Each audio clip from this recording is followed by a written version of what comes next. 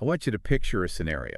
It's Saturday morning, you've had a great week, you're feeling ambitious, and you head out for that long run. Right. Mile 1 feels fantastic, mile 3, you're in the zone. But then, around mile 5, there it is, that dull, nagging throb right behind your kneecap. The runner's curse. Exactly. And it's not just running, right? It's sitting in a movie for 2 hours, and then you try to stand up, and it feels like your knees have just rusted shut. Oh, yeah. The theater sign. Right. So you end up rubbing the joint, icing it later, and you just tell yourself, well, I guess I'm just not built for this. My knees are bad. It's that resignation phase. We all go there. We just assume the parts are wearing out like old tires on a car. But we've been digging into a ton of research today from Sun-Dried, and it suggests we have been blaming the wrong guy this whole time. Completely. They argue that if you're icing your knee, you're basically treating the victim, not the actual criminal. That is the absolute core premise we have to start with. The knee is almost never the problem. In biomechanics circles, and Sun-Dried really highlights this, the knee is often called the stupid joint. Okay, calling a body part stupid feels a little aggressive. What did the knee ever do to anyone? I know, but it's not an insult. It's a description of its function. Your knee is a simple hinge. It really only wants to do one thing: bend and straighten. Swing forward, swing back. That's it. But look where it lives.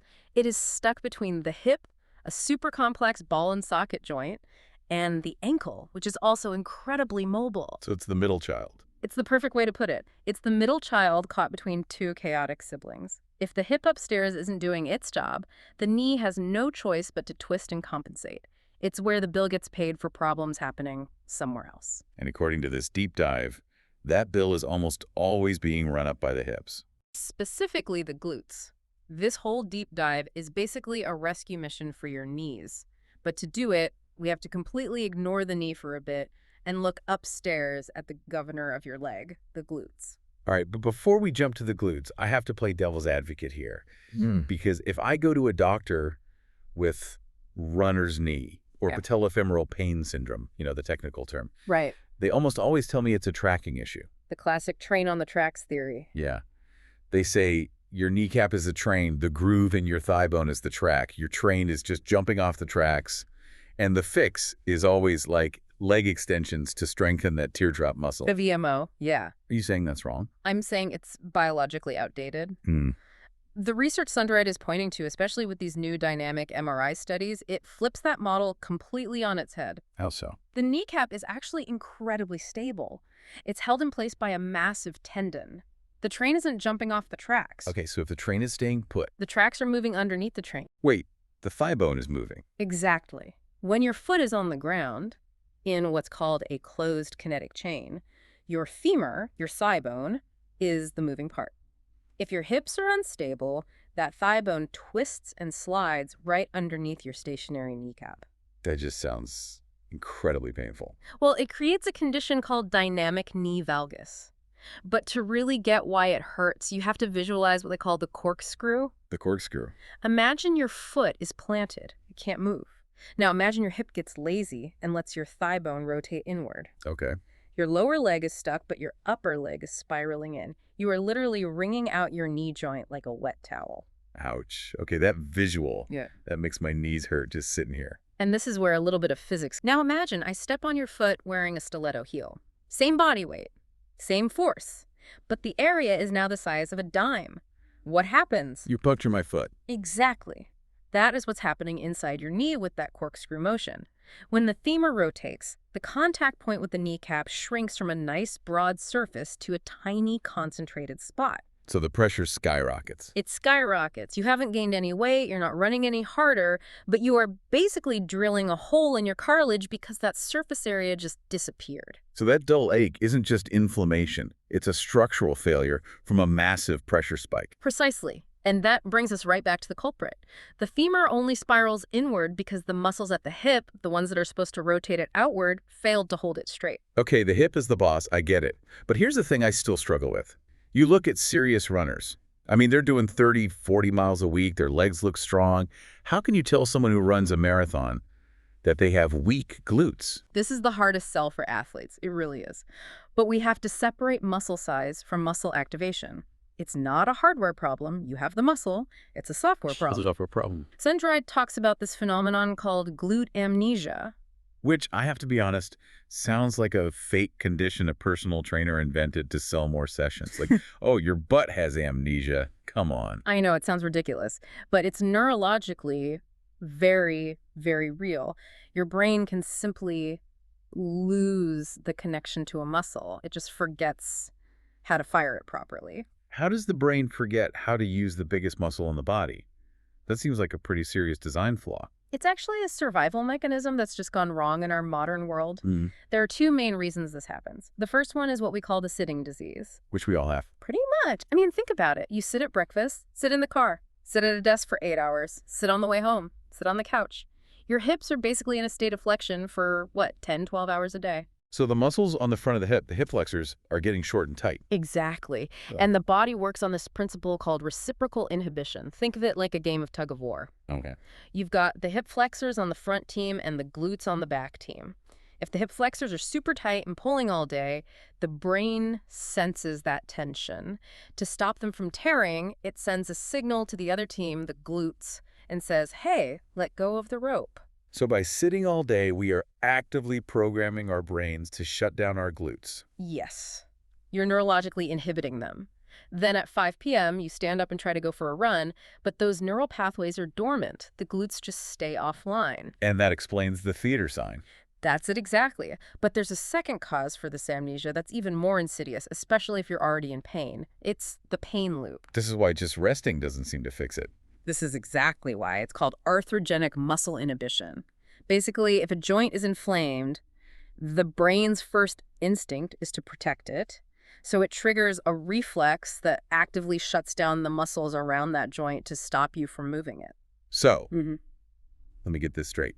The knee hurts, which tells the brain to turn off the glutes. Right. But the weak glutes are what caused the bad mechanics that made the knee hurt in the first place. It's a perfect vicious cycle. You rest for 2 weeks, the pain goes down, you think you're healed. The moment you start running again, the glutes are still offline from the last time, and boom, the pain is back. Okay, so we've got a situation where the main stabilizers, the glutes, are just offline, but we're still running, still walking around. Something's got to be holding us up. Who's doing the work? Enter the imposter, the villain of our story, the tensor fasciae latae, or the TFL. The TFL, I know this one. It's that little muscle in the front pocket of your jeans. Correct. It's a small muscle, and it's only meant to be a helper. But when the glutes go on strike, the body panics and just gives the TFL the job of stabilizing the whole pelvis. And I'm guessing the TFL is terrible at this job. Terrible. It all comes down to rotation. The glute medius, the main hip stabilizer, is designed to externally rotate your leg. It keeps the knee pointing straight. Okay, good. The TFL does the exact opposite. It internally rotates the leg. Oh, no. So the muscle that takes over is actually feeding the exact corkscrew motion that's destroying the knee. Precisely. If you're relying on your TFL, you are actively pulling your femur into that inward spiral.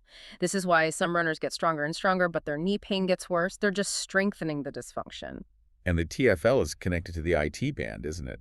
It attaches directly to it. Most cases of so-called IT band syndrome are just a symptom of an overworked TFL that's yanking on that band because the glutes are nowhere to be found. So we have the crime scene. Femur is twisting, glutes are asleep, TFL is making everything worse. We need a rescue plan. Sundride lays out a protocol based on something called the GTA index. The Glute-to-TFL Activation Index. It's a fancy way of saying, let's do exercises that wake up the glutes without letting the TFL cheat. Because if you just go do squats, your dominant TFL will take right over. We need a neural reset. This is phase 1, and I want to get specific here because people mess these up all the time. First, exercise. The clamshell. I see people at the gym just lying there, flapping their knees open and closed while they scroll on their phone. And that is completely useless. It might even be making things worse. The Sundride protocol is strict. It's the precision clamshell. You lie on your side, but you absolutely must have your back flat against a wall. By the wall, what does that do? The wall is a cheat detector. The moment you try to lift your knee too high, your body will try to roll your pelvis backward to help. That recruits your back and your TFL. The wall makes that impossible. So if my back leaves the wall, I failed the rep. You failed. And here's a great tactile cue.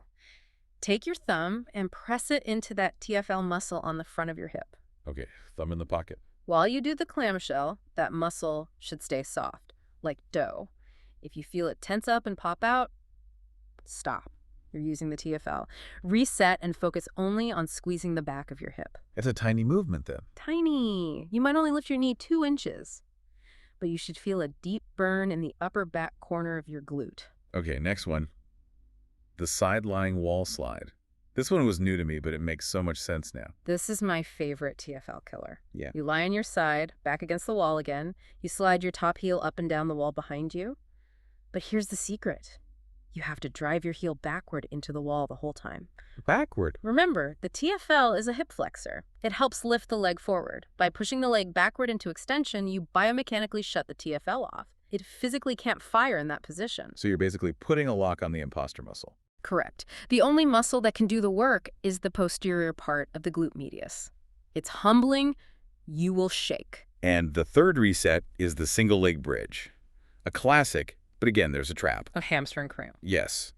Every time I try it, my hamstring seizes up. Always thought that just meant I had weak hamstrings. Nope. It means you have lazy glutes. Your hamstring is trying to do the glute's job. The fix is simple.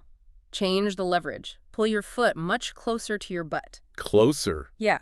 When your knee is bent more, the hamstring is at a mechanical disadvantage. It can't pull as hard. That forces the glute to be the prime mover. Squeeze the glute first, then lift. Okay, so phase 1 is the wake-up call. But we can't lie on the floor forever.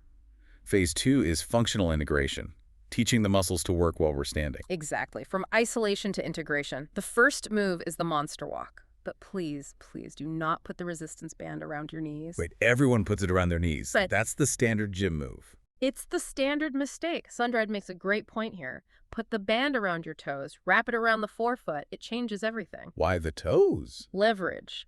By moving the resistance to the end of the lever your foot, you create a much longer lever arm. It forces the glute medius to work so much harder to keep your toes from turning in. If the band's at your knees, the TFL can still cheat. At the toes, it's all glute. I tried this yesterday. You look a little silly, but the burn is totally different. It's deep in the hip. That's the feeling of stability. And then the single leg RDL, the deadlift. Why is this one so important for runners? Because running is just a series of single leg hops. You're never on 2 feet. The single leg RDL teaches your hip to absorb all that load without your knee collapsing inward. It's a reality check. It is. Stand on one leg and hinge forward. If your knee dives in, you know your glute isn't doing its job. It connects the strength you built on the floor to the actual movement pattern of running. Okay, so we've fixed the muscles, we've practiced the movement, but Sundried mentions one more piece of the puzzle, and it's not an exercise. It's about how we run. Cadence. Yes. This is where we move from the engine to the driver. You can have strong glutes, but if you run with a slow, loping stride, you're still hammering your knees. So how does step rate change the load on the knee? It's all about where your foot lands. If you have a low cadence, say 150, 160 steps per minute, you tend to overstride. You reach out with your foot and it lands way out in front of your body. Act like a brake. It's a massive brake. You send a shock wave straight up your leg into the knee. But if you increase your cadence to 170, 180 steps per minute, You're taking shorter, quicker steps. and critically, your foot now lands underneath your center of mass. You stop braking. The data suggests this one change can reduce the peak load on the knee joint by up to 20%. That is massive. 20% less force just from taking quicker steps. It's free speed and free pain relief. Okay, we've covered so much, but let's be real. Most listeners are probably thinking, this is great, but I just want to go for my run tomorrow. What do I do right now? You cannot just get out of your car after sitting all day and start running. That is the recipe for disaster. If you have a history of knee pain, you have to prime the pump first. Sundried calls it the 5-minute pre-run fix. And it is non-negotiable. Think of it like booting up the computer before you try to open a big program. Walk us through it. It's quick. First, 20 precision clamshells on each side. Remember the rules. Yeah. Back to the wall, thumb on the TFL, just wake the muscle up. Okay. Then 20 glute bridges to wake up the big movers. And finally, 10 single leg RDLs with no weight, just the movement. So we're not trying to get a workout in here. We're just turning on the lights. Exactly. It's activation, not exhaustion. Uh, You're sending a signal to your brain, hey, we're about to move. Put the governor online. You want the glutes firing on that very first stride, not waking up at mile 3 after the damage is already done. I love that phrase. Put the governor online. It really shifts the whole perspective from I have a bad knee to I have a sleepy hip. And that is the ultimate takeaway from all this. Your knee is just the messenger. The hip is the author of the story. If you keep shooting the messenger, icing the knee, taping the knee, you'll never change the story. It's actually really empowering. It means you aren't broken, you don't have bad joints, you just have a bad neurological habit that you can fix with a wall and a few minutes of focus. Absolutely. The body is incredibly plastic. It learned to shut the glutes off, and it can absolutely learn to turn them back on. So here's where we'll leave you today. We've talked a lot about how the sitting disease uses reciprocal inhibition to physically change how our muscles fire, just based on our environment. Which raises a pretty interesting question, if you think about it. It does. If just sitting in a chair is powerful enough to make our glutes forget their primary function to the point where we can't run without pain, what other modern conveniences are silently deactivating essential biological functions without us even noticing? What else have we forgotten how to do because we engineered the need for it right out of our lives? That is a thought to chew on while you do your wall slides. Find a wall, poke that TFL, and see if you can feel the difference. Thanks for joining us on this deep dive. We'll catch you on the next one.